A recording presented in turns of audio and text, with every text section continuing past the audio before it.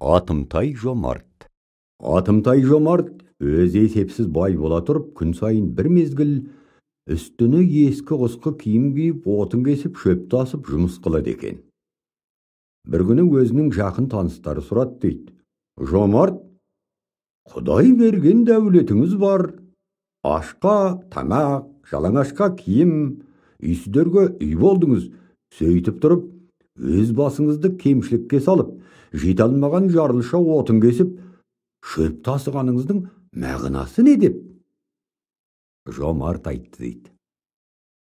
4 түрлі себеп бар.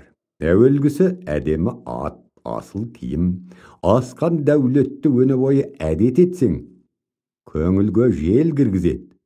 Сол желіккен көңілмен, өзімнен терезесі төмен бейшаралардан жиреніп, көз салмай кем-кетікке жем беруді ұмытармын деп қорқамын.